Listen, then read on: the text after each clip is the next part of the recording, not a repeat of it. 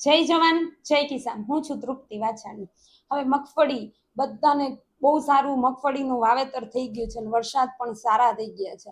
હવે મગફળીની અંદર સારી ટ્રીટમેન્ટ આગળ જતા કઈ કરીએ તો ઘણા બધાના કોલિંગ આવતા હોય કે આપણું જે સીડ ટુ હાર્વેસ્ટિંગની જે સિસ્ટમ છે એની અંદર ઉત્પાદન સારામાં સારું મળે છે।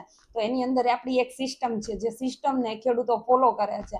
તો આજે હું એક માહિતી ખેડૂતોને આપવા માંગુ છું કે આપણે મોટામાં મોટી ભૂલ ક્યારે કરીએ છીએ કે આપણે જ્યારે અત્યારે મગફળી વાવી દઈએ છીએ અને આપણે સારામાં સારું ઉત્પાદન લેવા માટે ફ્લાવરિંગ સ્ટેજ કમ્પ્લીટ કરવો પડે।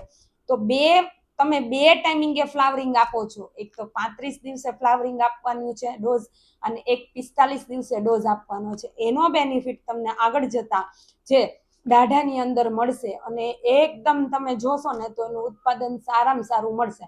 તો આપણે શું કરવાનું છે, જ્યારે 35 દિવસ મગફળીના થઈ જાય ત્યારે અહીંયા પણ એક આપણી પ્રોડક્ટ છે જે રશિયન પ્રોડક્ટ છે, જે ખેડૂતો વાપરે છે એમને ખબર જ છે, જે સીડ ટુ હાર્વેસ્ટિંગના જે કસ્ટમર છે એ બધાને આપણે જે જર્મિનેશન માટેની જે દવા આપેલી છે એ દવાની અંદર જે આપણે જર્મિનેશન 99% લઈ આવવાનું કામ કરે છે, જે આપણે પટ અપાવીએ છીએ એની દવા પાછી રિપીટ થાય છે અને એ ફ્લાવરિંગની અંદર પણ કામ કરે છે। તો ફ્લાવરિંગની અંદર કઈ રીતના કામ કરશે અને 35 દિવસે ગ્રોથ સાથે ફ્લાવરિંગ લઈ આવવાનું કામ કરશે। તો તમારે આ ફ્લાવરિંગ સાથે આપણે કોઈને ઈયળનો પ્રશ્ન છે, ચલો તો ઈયળ માટેની આપણી અહીંયા પ્રોડક્ટ છે જે એ આપી દેવાની છે, બરાબર। અને ઈયળ નથી તો આપણે શું કરવાનું છે, ફૂગની આપી દેવાની છે। તો આ બેયનો ડોઝ છે તો આપણે મારી દેવાનો છે કે આવતી ફૂગ માટે કંટ્રોલ કરવાનું કામ કરશે। રશિયન ફૂગનાશક છે, તમે એમના પણ રિઝલ્ટની ખ્યાલ જ છે અને લોંગ ટાઈમનું રિઝલ્ટ આપશે। મગફળીની અંદર ગ્રીનરી ગ્રોથ, પછી આમ કહીએ ને કે ફ્લાવરિંગ સ્ટેજને સારામાં સારો કમ્પ્લીટ કરશે। પછી આવ્યો 45 દિવસનો ડોઝ। તો 45 દિવસે આ માર્યા પછી માનો કે અહીંયા આપણે ઈયળની દવા જો હોય તો મારી દેવાની છે, ના હોય તો નથી મારવાની, તો ફૂગનાશક મારવાનું છે। પછી 45 દિવસે આપણો બીજો ડોઝ ફ્લાવરિંગનો આવશે, જે આપણે અહીંયા જોઈએ છીએ કે ઇન્જેક્શન ફોર્મની અંદર છે, જે આપણે મારી દેવાનો છે અને આ ઇન્જેક્શન એકમાંથી આ પ્રોપર ફ્લાવરિંગ લગાવવાનું કામ કરશે અને ટેકનોલોજી હાઈએસ્ટ ટેકનોલોજી છે। તો આની અંદર છે ને તમારે એક ઇન્જેક્શનની અંદર 10 પંપ થશે એટલે 1 ml નો જ ડોઝ આવશે। તો એટલી હાઈએસ્ટ ટેકનોલોજી છે। આનાથી તમારું ફ્લાવરિંગ એક સાથે લાગી જશે। જ્યારે એક સાથે ફ્લાવરિંગ લાગશે ને અને પછી ખરવાનો પ્રશ્ન એવું હોય તો પછી તમે બોરોન પણ આપી શકો છો। એનાથી શું થશે કે બોરોન આપવાનો રીઝન એ છે કે દાણાની જ્યારે ક્વોલિટી મેન્ટેન થાય અને ખરવાનો પ્રશ્ન જ્યારે મગફળી ઉપાડવામાં આવે ને ત્યારે ખરવાનો પ્રશ્ન પણ ઓછો રહે।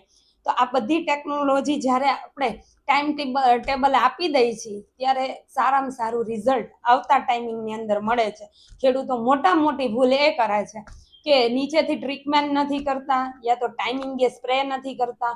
તો સારું ઉત્પાદન લેવું છે, આજે ઘણા બધા અમારા સીડ ટુ હાર્વેસ્ટિંગના રિઝલ્ટ જે એક સિસ્ટમને ફોલો કરે છે ને એક સિસ્ટમ ટાઈમ તમારો ચૂકાઈ જાય ને પછી તમે કશું જ ના કરી શકો। એટલે ટાઈમની વેલ્યુ હોય છે। એટલે ખાસ જેમને પણ મગફળી વાવી હોય એ 35 દિવસે આ ડોઝ મારી દે અને આ ડોઝનું રિઝલ્ટ તમારે જોવા માટે તમારે શું કરવાનું છે, માનો કે 10 વીઘાની મગફળીમાં તમે સ્પ્રે માર્યો છે તો 1-2 વીઘાનું છે એ સ્પ્રે છોડી દો યા તો 5 પંપનો સ્પ્રે છોડી દો તો તમને અનુભવ થશે।